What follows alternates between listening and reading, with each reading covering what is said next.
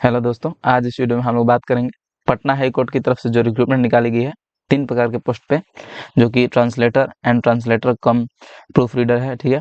और दूसरा है फोरमैन के ऑफिस फोरमैन के पोस्ट पे, और थर्ड है जो है से आपको असिस्टेंट कैशियर के पोस्ट पे रिक्रूटमेंट निकाली गई है। 3 प्रकार के पदों पे पोस्ट निकाली गई है दोस्तों पटना हाई कोर्ट के द्वारा। ये रिस्पेक्टफुल जॉब होता है, क्योंकि हाई कोर्ट में आप वहाँ पे काम करेंगे तो काफ़ी अधिक रिस्पेक्टफुल होता है। पेमेंट भी ठीक ठाक होता है, बढ़िया होता है, सैलरी भी अच्छी होती है और रिस्पेक्ट भी होता है इस जॉब में। इसको ज़रूर से ज़रूर भरें आप, अगर आप में एलिजिबिलिटी है तो। मैं आगे इनके नोटिफिकेशन पढ़ के बताऊंगा आपको कब से कब तक डेट है, तीनों का डेट, क्योंकि लास्ट डेट तीनों का अलग अलग है, एलिजिबिलिटी भी अलग अलग है।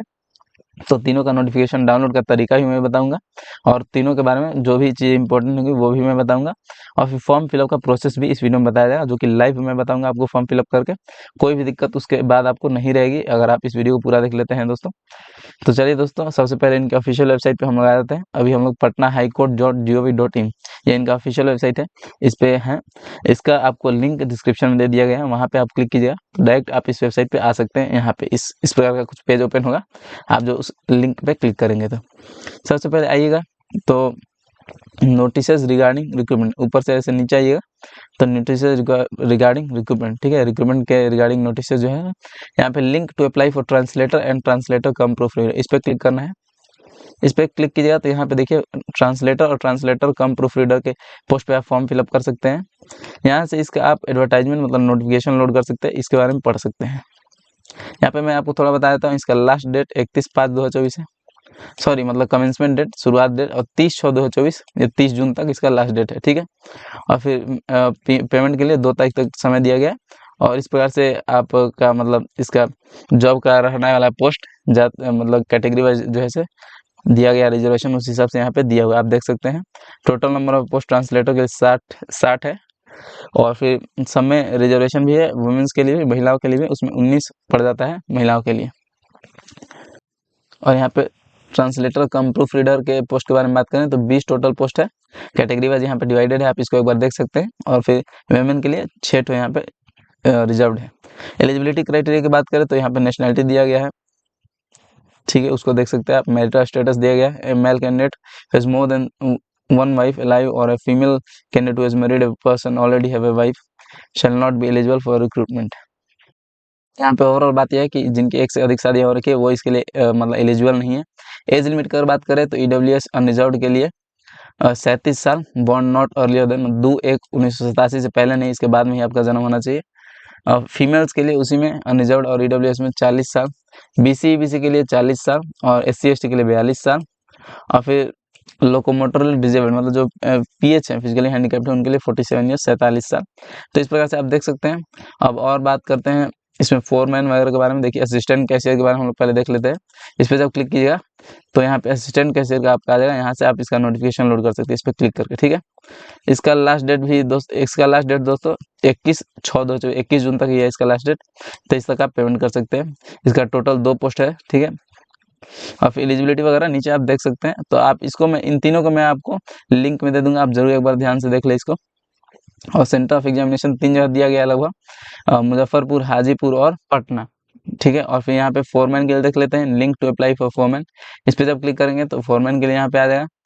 इसके लिए डिटेल एडवर्टाइजमेंट पे क्लिक करेंगे तो यहाँ से आप इसका देख सकते हैं किस प्रकार से इसका मतलब नोटिफिकेशन देख सकते हैं। इसका भी लास्ट डेट 21 जून है, और 23 तक आप पेमेंट कर सकते हैं। और इसका भी 2 पोस्ट है यहाँ पे। फॉर्म भरने के लिए जो है सो दोस्तों, आप जैसे अगर फोरमैन का भरना चाहते हैं तो इसी में आइएगा, देखिए टू रजिस्टर पे क्लिक कीजिएगा यहाँ पे क्लिक करके, और पहले से रजिस्ट्रेशन करेगा तो यहाँ पे लॉगिन कर सकते हैं, ठीक है। इसका भी लिंक आपको डिस्क्रिप्शन में दे दिया जाएगा, वहाँ से आप डायरेक्ट इस वेबसाइट पे यहाँ इस पेज पे आ सकते हैं, ठीक है। और फिर यहाँ पे अगर असिस्टेंट कैशियर का फॉर्म फिलअप करना है तो यहाँ भी देखिए रजिस्ट्रेशन का यहाँ पे लिंक दिया हुआ है, इस पर क्लिक करके आप डायरेक्ट यहाँ पे फॉर्म फिलअप शुरू कर सकते हैं। तीनों का प्रोसेस जो है सो दोस्तों सेम ही होगा फॉर्म फिलअप का, तो इसलिए मैं आपको translator and translator cum proof reader का बता दे रहा हूँ कैसे फॉर्म फिलअप करना है स्टेप बाय स्टेप, ठीक है। उस हिसाब से आप तीनों का भर सकते हैं। उसी में सिर्फ एलिजिबिलिटी का अंतर है, एलिजिबिलिटी आप नोटिफिकेशन में जरूर देख लिया कीजिए, ठीक है। तो यहाँ पे न्यू रजिस्ट्रेशन पे क्लिक करते हैं, क्योंकि हमने पहले से रजिस्ट्रेशन नहीं कर रखा है। न्यू रजिस्ट्रेशन पे क्लिक करने के बाद आपको एक कुछ इस प्रकार का पेज आएगा। कैंडिडेट्स नेम में आप अपना 10th के मार्कशीट के अनुसार ही यहाँ पे नाम भर दें, ठीक है। और फिर उसमें सैल्यूटेशन नहीं लगाना है, श्री मिस्टर वगैरह कुछ नहीं लगाना है। और फिर दोबारा से अपना नाम यहाँ फिलअप कर देना है, आपने कभी अगर अपना नाम चेंज किया तो यस सेलेक्ट कीजिए और नहीं तो नो, ठीक है। फादर्स नेम, यहाँ पे फादर्स नेम लिख दीजिए, जैसे कि आपके 10th के सर्टिफिकेट पे होगा उसी प्रकार से। यहाँ पे मदर्स नेम लिख दीजिए, यहाँ पे जेंडर लिख दीजिए, अपना सेलेक्ट कर लीजिए। यहाँ पूछ रहा है कि क्या आप are you domicile of Bihar, क्या आप बिहार के निवासी हैं, तो यस कीजिएगा। तो वहाँ पे आपको चूज करना पड़ेगा, देखिए कैटेगरी, ठीक है। रिजर्वेशन कैटेगरी यहाँ पे सिलेक्ट कर सकते हैं, unreserved, EWS, BC, EBC, SC, ST, ठीक है। और फिर यहाँ पे अगर नो करिएगा तो आप डायरेक्ट अनरिजर्व में के कैटेगरी में आ जाएंगे, तो उसमें आपको फिर कुछ नहीं बताना पड़ेगा। तो हम लोग यस यहाँ पे करते हैं क्योंकि हम लोग बिहार के ही हैं। तो रिजर्वेशन कैटेगरी यहाँ पे चूज कर लेना पड़ेगा, ठीक है। कुछ भी आप चूज कर लीजिए जो भी आपका है, ठीक है। आर यू मतलब ऑर्थोपेडिकली हैंडीकैप्ड, ठीक है। 40% डिजेबिलिटी है तो यहाँ पे यस सेलेक्ट कर लीजिए, नहीं तो नो, ठीक है। आर यू गवर्नमेंट एम्प्लॉय, क्या आप सरकारी संस्थान में काम करने वाले सरकारी कर्मचारी हैं, तो यस कर सकते हैं, नहीं तो नो, ठीक है। सरकारी अगर आपका जॉब है तो यस नो कर सकते हैं वहाँ पे। Whether serving Patna high court में आप पहले से ही, या फिर पटना के सबॉर्डिनेट हाई कोर्ट्स में आप पहले से सर्व कर रहे हैं तो यस कर दीजिए, नहीं तो no. Date of birth matriculation certificate के अनुसार यहाँ पे चूज कर लेना है, जो भी आपका मेट्रिकुलेशन सर्टिफिकेट के अनुसार है वो चूज कर लेना है, जो भी यहाँ पे सिलेक्ट कर लीजिए आप। मोबाइल नंबर यहाँ पे डाल देना है अपना, ठीक है। फिर से दोबारा से अपना मोबाइल नंबर डाल देना है, ईमेल आईडी डालना है, फिर ईमेल आईडी दोबारा से डाल देना है, इस बॉक्स को चेक करके और फिर सबमिट पे हम लोग को क्लिक कर देना है। सबमिट करने के बाद कुछ इस प्रकार से आपका पेज ओपन होगा, ऊपर में रजिस्ट्रेशन नंबर और बगल में पासवर्ड लिखा हुआ रहेगा। इसको नोट करके जरूर रख लीजिए दोस्तों, क्योंकि आगे एक काम देगा, ठीक है। और फिर यहाँ पे हर एक चीज इन्फॉर्मेशन दिया हुआ रहेगा जो आपने फिल किया हुआ है।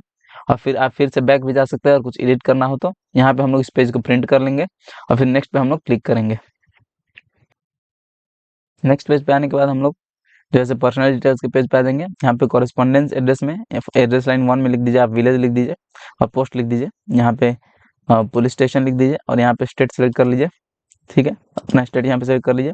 सिटी या फिर डिस्ट्रिक्ट यहाँ सेलेक्ट कर लीजिए, अपना डिस्ट्रिक्ट सेलेक्ट करके यहाँ पे इंडिया ऑलरेडी फील्ड है और फिर यहाँ पे पिन कोड अपना डाल देना है। और फिर जहाँ अभी आप रह रहे थे ये वह एड्रेस था, ठीक है। और जो आपका परमानेंट एड्रेस है जहाँ आपका घर है, तो वो दोनों अगर सेम है तो इस बॉक्स पे चेक कर देना है, ठीक है। अगर सेम नहीं है तो आपको परमानेंट एड्रेस अपने से फिर से फिल करना पड़ेगा। यहाँ पे विलेज पोस्ट लिख दीजिए, यहाँ पे पुलिस स्टेशन लिख के स्टेट डिस्ट्रिक्ट और फिर पिन कोड लिख दीजिए।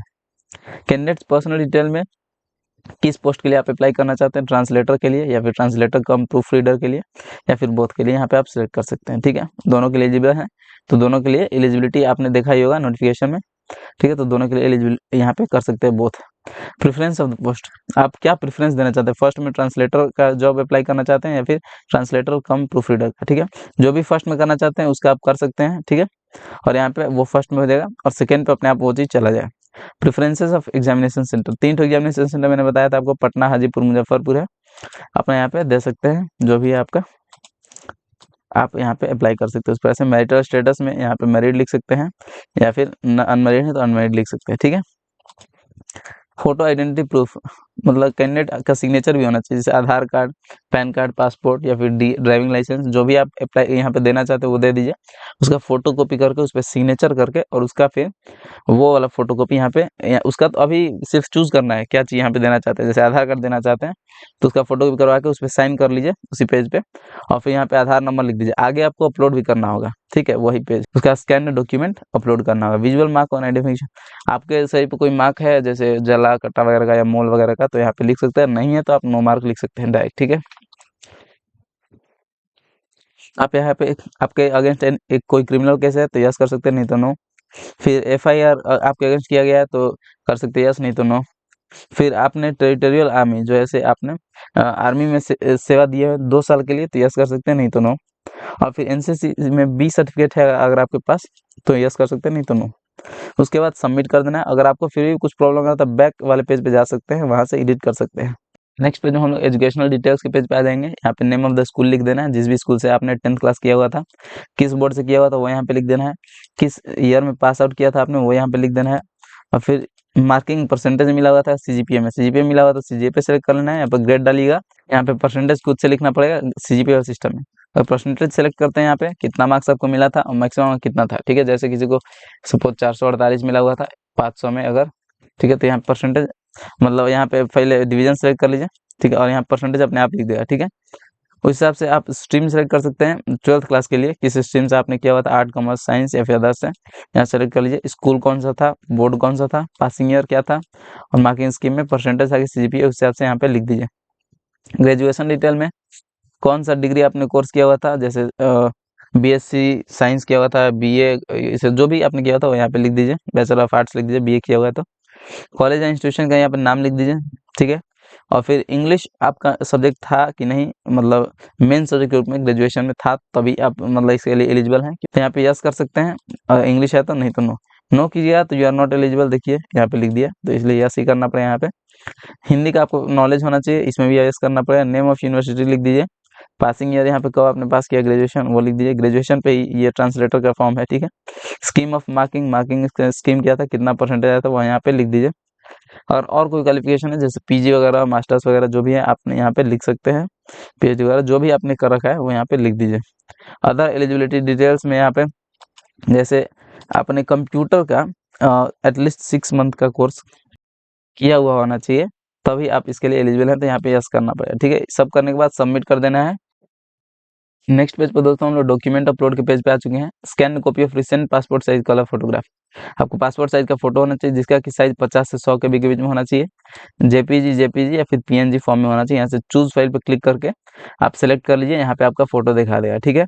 और फिर 10 से 20 केबी का सिग्नेचर होना चाहिए, यहाँ पे चूज फाइल पे करके और फिर यहाँ पे सिग्नेचर आ जाएगा। यहाँ पे मेट्रिकुलेशन 10th का सर्टिफिकेट चाहिए जिसका कि साइज 50 से 100 के बीच में होना चाहिए, उसको चूज फाइल पे करके यहाँ पे आपको दिखा देगा वो मार्कशीट।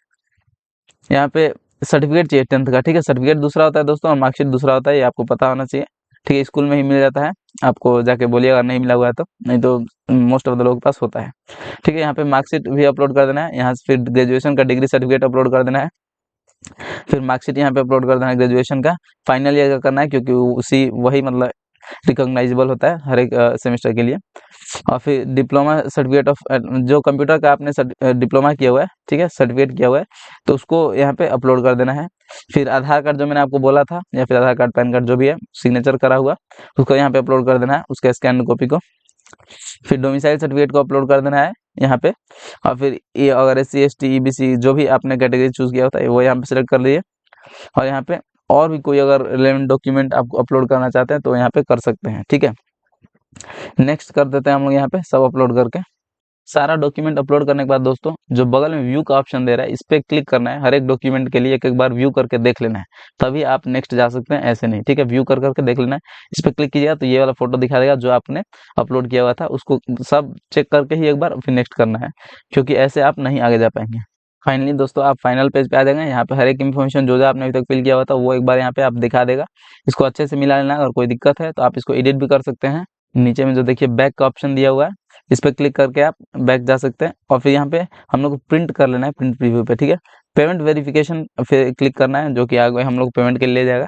दोस्तों यहाँ पे एक्चुअली हम लोग को पिछले पेज में हम लोग से एक मिस्टेक हो गया था, यहाँ पे हमने इस जो ऐसे बॉक्स को नहीं चेक किया हुआ था, नीचे में जो लिखा हुआ है, ठीक है, इसको हम लोग चेक नहीं कर पाए थे, तो हम अभी लाइव ही भर रहे थे तो हमको थोड़ा सा गड़बड़ हो गया।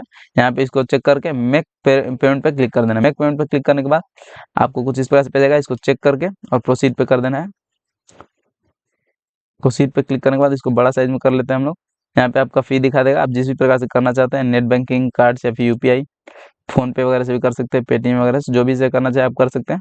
करके आपको रिसीट अच्छे से रख लेना है दोस्तों, यहाँ मतलब रिसीट अच्छे से रख लेना है, वही आगे आपको काम देगा जब उनके द्वारा एडमिट कार्ड वगैरह जो है आपको अगर कॉन्टेक्ट किया जाएगा तो उसमें आपको रिसीट काम देगा। और भी अगर कोई दोस्तों आपको प्रॉब्लम हो तो हमें कमेंट जरूर बताएं। थैंक यू दोस्तों, सब्सक्राइब आवर चैनल।